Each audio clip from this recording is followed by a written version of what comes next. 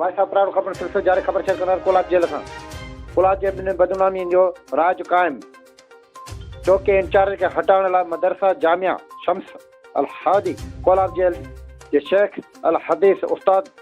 हजरत मौलाना मुफ्ती नेमतुल्लाह नुमानी साहब के हुकूमत शहर जो कोलाब जेल के मुख्य चौक ते एहतजाजी मुज़ाहिरो कयो वियो। अॻवाणी हाफ़िज़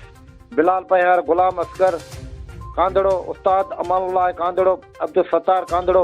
हाफ़िज़ इम्तियाज़ कांदड़ो खलील पयार करे रहा हुआ जिन मीडिया से ॻाल्हाईंदे चयो त काफ़ी अरसे खां कोलाब जेल के आसपास जे ॻोठनि में चोरी थी रहियूं आहिनि। चौकी इंचार्ज के चोरनि जे पकड़ ॾिनो पियो वञे पर उन्हनि खे ॾेती लेतीअ बाद आज़ादु कयो वञे थो। कोलाब जेल जे मुख़्तलिफ़ मस्जिदुनि मां सोलर प्लेटूं बैटरियूं चोरी थी रहियूं वयूं आहिनि जेके हिन वक़्त ताईं न मिली सघियूं। सहाफ़ी अब्दुल वहीद गिलाल जूं चोरियूं सोलर प्लेटूं वापसि न थी सघियूं ऐं बदनुआमीअ ख़िलाफ़ शहरनि ऐं मदरसे जे अॻुवाणनि मुख्य चौक ते एहतजाजी मुज़ाहिरा कंदे वाइस अप्रैल सां पंहिंजा वीचार हिन रीति वंडिया। जो भाई हज़रत मौलाना शेख अदीज़ उस्ताद नेमतुल्लाह नुमानी साहब जे हुकूमत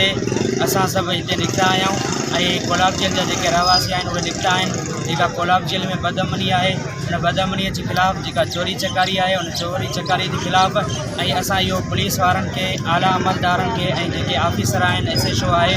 उनखे असां इहो चयो आहे त जेको आहे फिलफोर कोलाब जेल में जेका बदअमनी आहे उहा बंदि कई वञे ऐं कोलाब जेल में अमन बहाल कयो वञे ऐं जेका चोरी चकारी थियल आहे उहा असांखे वापसि कराई वञे ऐं हिकु हफ़्ते जो टाइम जेको आहे असांजे वॾनि उन्हनि खे ॾिनो आहे त हिकु हफ़्ते जे अंदरि अमन बि बहाल कयो वञे ऐं जेका चोरी थियल सामान आहे उहो बि वापसि करायो वञे न त ईंदड़ जुमे ते असां नेशनल बाईपास जेको आहे डंडो बस्ती खां उहो बंदि कंदासीं ऐं वधीक असां एहतजाज खे जेको आहे वधाईंदासीं। सभु साथी हिते मौजूदु आहिनि।